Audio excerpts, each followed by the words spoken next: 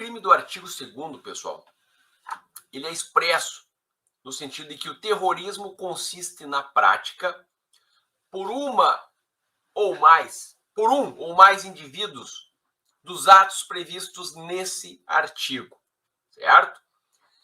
Por razões de xenofobia, discriminação ou preconceito de raça, cor, etnia e religião, quando cometidos com a finalidade de provocar o terror social ou generalizado, expondo a perigo pessoa, patrimônio, a paz pública ou a incolumidade pública. Pessoal, verifiquem aí, anotem na primeira observação, norma explicativa. Vejam vocês, olha lá, ó, o terrorismo consiste na prática por um ou mais indivíduos dos atos previstos nesse artigo, ou seja, essa norma explicativa não está, de fato, me descrevendo a conduta típica. Ela vai jogar, vai empurrar a descrição objetiva do crime lá para o seu parágrafo primeiro que nós vamos estudar na sequência. Portanto, esse dispositivo se apresenta como uma norma explicativa. Gostaria que tu anotasses aí no teu material também a questão da dupla subjetividade específica, certo? Nós batizamos na nossa doutrina essa nomenclatura de dupla subjetividade específica por entender que este crime de terrorismo propriamente dito exige dois elementos subjetivos específicos.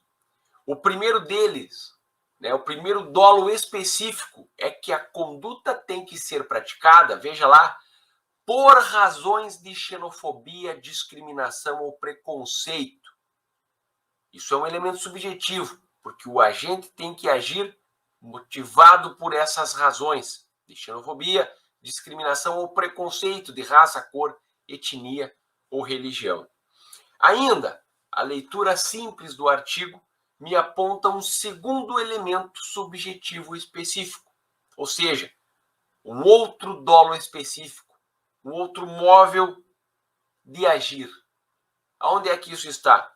Quando a lei me diz, ali ó, crime deve ser cometido com a finalidade de provocar terror social ou generalizado. Então vejam vocês, eu tenho dois elementos subjetivos específicos. Primeiro, o agente tem que agir motivado por razões de xenofobia, discriminação ou preconceito. E ainda, o agente tem que agir com a finalidade de provocar o terror social ou generalizado. Essa é a marca do crime de terrorismo, certo? Vejam vocês, pessoal, que essas duas elementares subjetivas são cumulativas. O que isso quer dizer? Eu preciso identificar na conduta criminosa esses dois elementos subjetivos, sob pena de desconfiguração da tipicidade subjetiva. Isso é muito importante. A partir do momento em que eu posso ter a tipificação objetiva das condutas que nós vamos estudar ali no artigo, no parágrafo 1º, mas se eu não tiver um dos elementos subjetivos do tipo, eu posso produzir a desconfiguração do crime. Tá? Muita atenção nesse ponto, pessoal. Eu quero que vocês anotem ainda aí que esse crime de terrorismo é um crime de perigo concreto. Perigo concreto. Vejam vocês lá no dispositivo, eu sublinhei em azul ali para ti. É necessário, é imprescindível que a conduta criminosa exponha a perigo uma pessoa, um patrimônio, a paz pública ou a incolumidade pública. Ser crime de perigo concreto, ou seja, estar esse perigo descrito na lei, acarreta a exigência de que em cada caso concreto este perigo seja comprovado. Esse perigo não pode ser presumido, certo? Saibam vocês que sempre que a lei me traz essa expressão expondo a perigo ou gerando perigo, nós estamos diante de um crime de perigo concreto, certo? Ainda, pessoal, anote aí no teu material de estudos, né, uma observação que eu quero que tu faças aí sobre a orientação sexual política ou a procedência nacional. Pessoal, vejam vocês, né, que esses elementos que eu falei não fazem parte do tipo penal. Olha lá, ó, por razões de xenofobia, discriminação ou preconceito de raça, cor, etnia ou religião, certo? Vejam, orientação sexual, política ou procedência nacional não integram a tipicidade.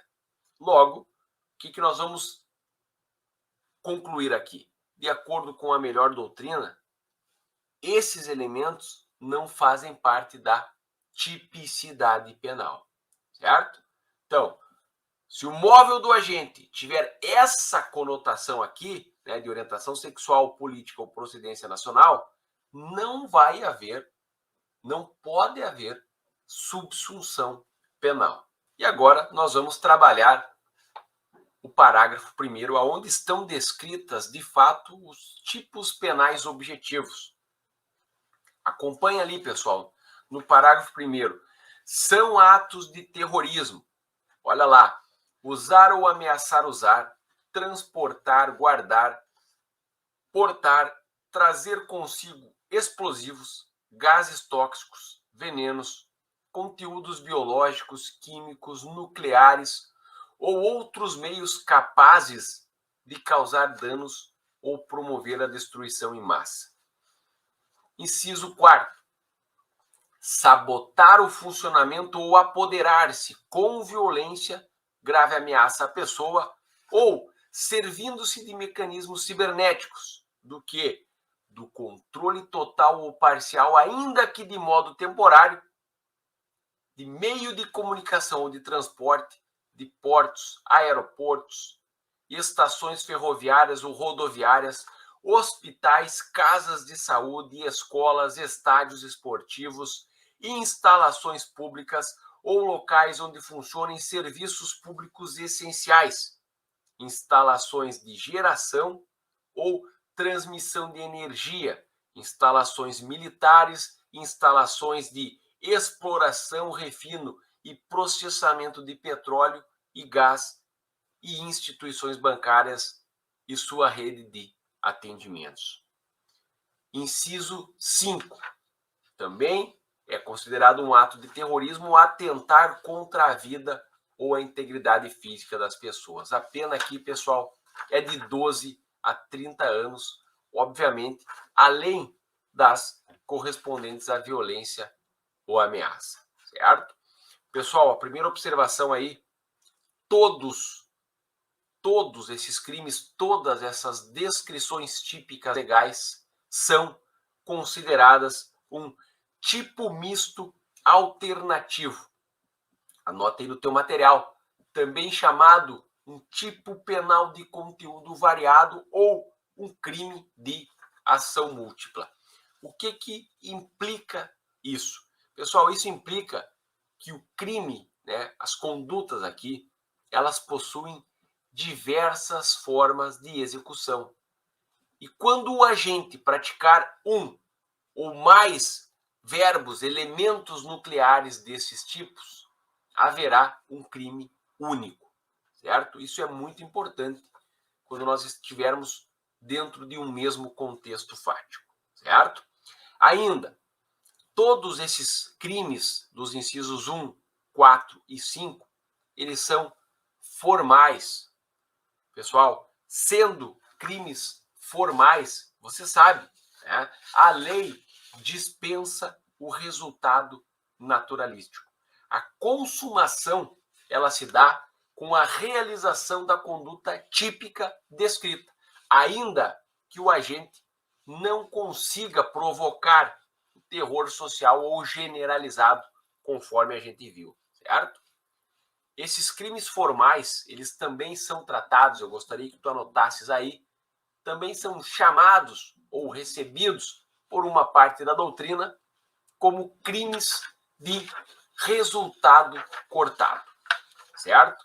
Pessoal, o inciso 1. O inciso 1, ele utiliza a técnica do tipo penal aberto.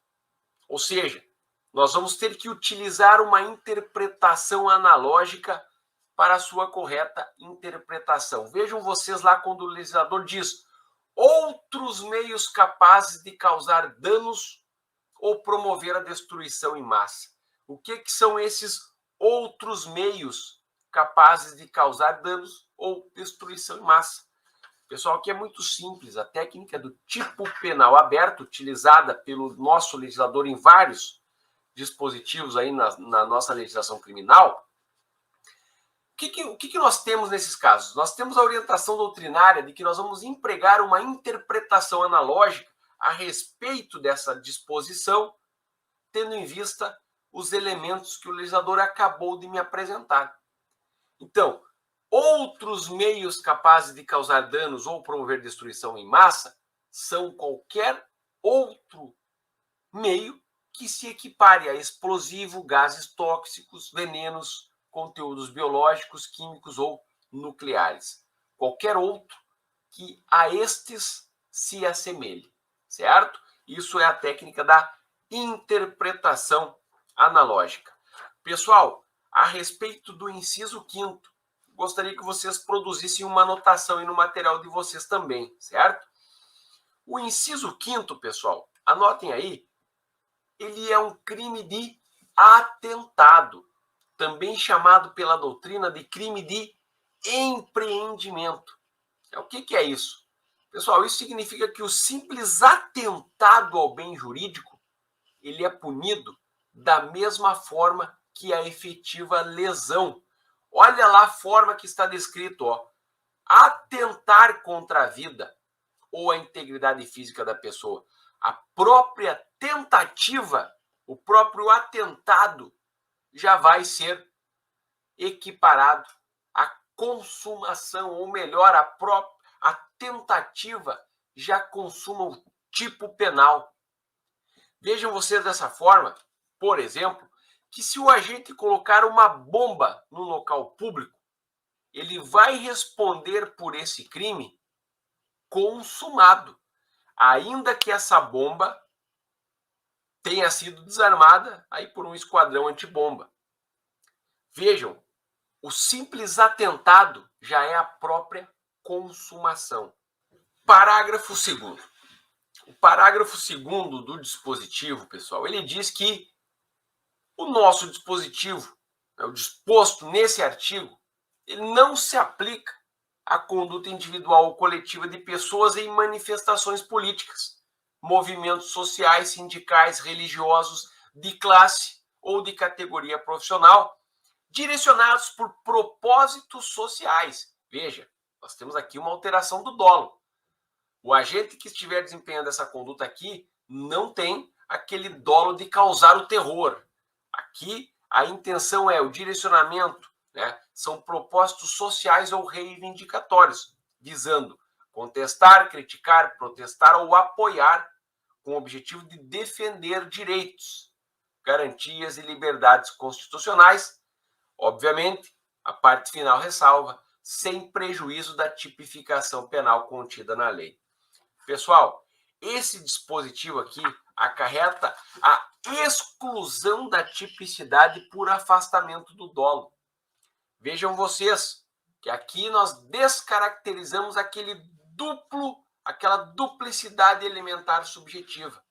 O agente não vai agir, né, por aquelas circunstâncias criminosas que nós estudamos no caput. Ele não vai agir, né, por razões de xenofobia ou discriminação e também não tem a finalidade de causar o terror generalizado, certo? Obviamente, pessoal, né, se o agente se utilizar dessas manifestações sociais, né, como uma fachada, como uma espécie de fachada para provocar o terror social, né, aí sim estará tipificado o crime. Tá? Muita atenção nesse ponto aqui.